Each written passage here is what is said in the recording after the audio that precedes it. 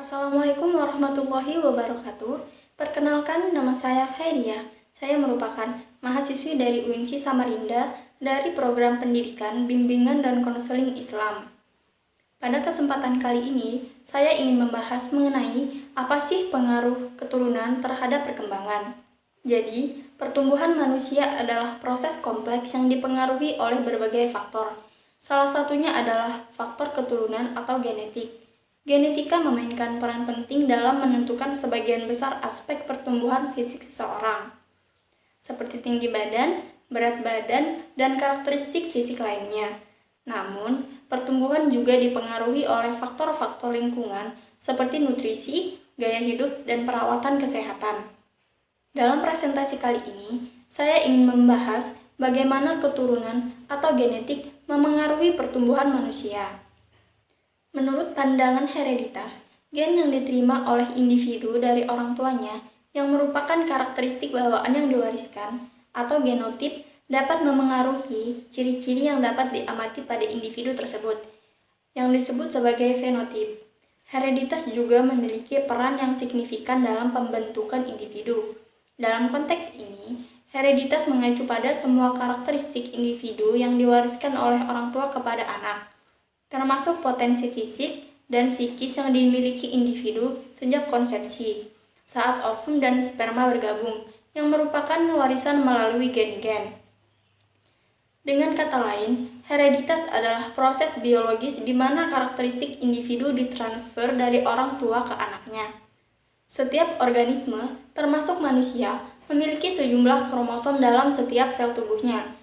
Dengan manusia memiliki 48 kromosom. Kromosom-kromosom ini berasal dari penggabungan ovum dari ibu dan sperma dari ayah, yang masing-masing memiliki latar belakang keturunan yang berbeda. Inilah yang menyebabkan berbagai variasi dalam bentuk wajah dan tubuh antara laki-laki dan perempuan.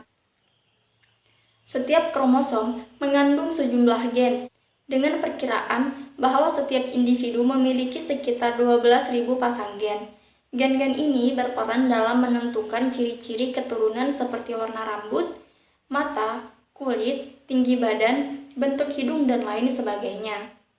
Hasil penelitian yang dilakukan oleh Amini dan Naimah mengkonfirmasi bahwa gen yang diterima oleh anak orang tuanya pada saat pembuahan akan memengaruhi semua ciri-ciri dan penampilan anak sepanjang hidupnya.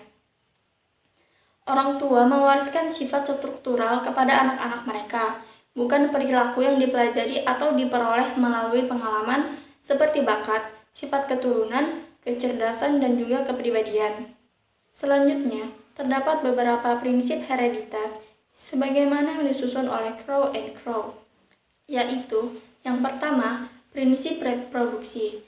Prinsip ini mengindikasikan bahwa faktor keturunan atau hereditas disalurkan melalui sel kelamin, germ cell, dan bukan melalui sel somatik. Ciri-ciri fisik atau sifat-sifat orang tua yang berasal dari pengaruh lingkungan tidak akan memengaruhi sel kelamin atau plasma benih. Misalnya, jika seorang ibu adalah seorang dokter yang kompeten, anaknya tidak secara otomatis akan menjadi dokter.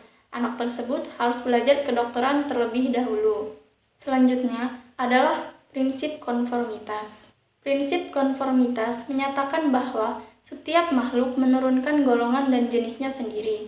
Ciri-ciri biologis seperti warna kulit, bentuk tubuh, dan lainnya dapat diwariskan, dan lingkungan tidak dapat mengubah individu menjadi individu yang berbeda. Meskipun teknologi mungkin dapat mengubah, ini akan melanggar prinsip etika kemanusiaan. Yang ketiga adalah prinsip variasi. Dalam prinsip variasi, suatu jenis atau spesies dapat memiliki persamaan dan perbedaan. Ini berarti bahwa individu dalam jenis atau spesies yang sama dapat memiliki karakteristik yang berbeda-beda. Yang keempat adalah prinsip regresi filial. Prinsip ini menyiratkan bahwa ciri-ciri yang dimiliki oleh seorang anak cenderung menuju rata-rata. Ini berarti bahwa orang tua adalah pembawa gen tertentu, dan anak-anak mereka mungkin memiliki kombinasi gen yang kurang dominan, yang dapat menghasilkan kualitas yang berbeda-beda pada setiap anak. Dan yang terakhir adalah prinsip jenis silang. Dalam prinsip jenis silang, Apa yang diwariskan kepada anak dari orang tua memiliki target jenis silang. Anak perempuan cenderung mewarisi banyak sifat dan perilaku dari ayah mereka.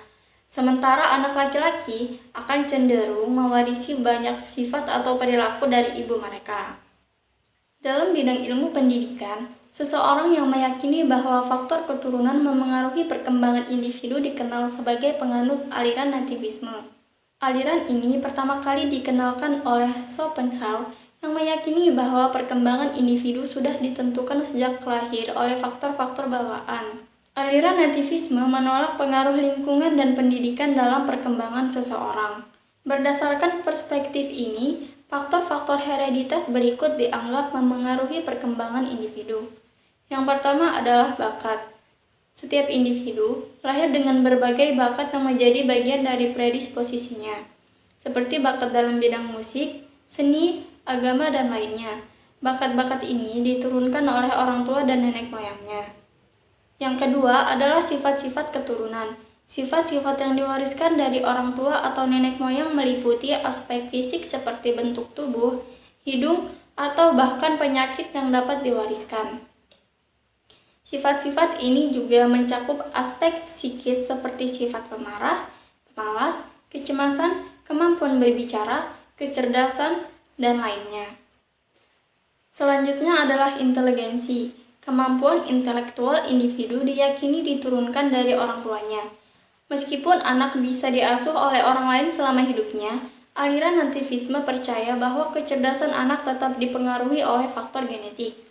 Beberapa penelitian telah menunjukkan korelasi antara ukuran otak dan kecerdasan, dan hal ini juga terkait dengan faktor genetik. Dan yang terakhir adalah kepribadian. Setiap individu memiliki kepribadian unik yang berbeda dari individu lainnya. Kepribadian adalah hasil dari interaksi antara faktor genetik dan lingkungan. Dalam pandangan nativisme, sifat-sifat kepribadian dasar, baik yang normal maupun yang abnormal, cenderung diturunkan dari orang tua. Jadi, aliran nativisme dalam pendidikan menggarisbawahi peran penting faktor keturunan dalam membentuk karakteristik dan perkembangan individu. Sementara pengaruh lingkungan dianggap lebih kurang berpengaruh dalam pandangan ini. Jadi, keterkaitan antara keturunan atau hereditas dan perkembangan individu adalah bahwa keturunan melalui pewarisan genetik dari orang tua kepada anak memainkan peran penting dalam membentuk karakteristik fisik, potensi, dan predisposisi individu. Namun, perkembangan individu juga dipengaruhi oleh faktor-faktor lingkungan, pengalaman, pendidikan, dan interaksi sosial. Oleh karena itu, keturunan adalah salah satu faktor dalam perkembangan individu, tetapi bukan satu-satunya faktor yang memengaruhi perkembangan tersebut. Jadi, itulah sedikit penjelasan mengenai pengaruh keturunan terhadap perkembangan. Makan kuah santan pakai ketupat. Semoga apa yang telah saya sampaikan dapat bermanfaat. Saya pamit undur diri. Wassalamualaikum warahmatullahi wabarakatuh.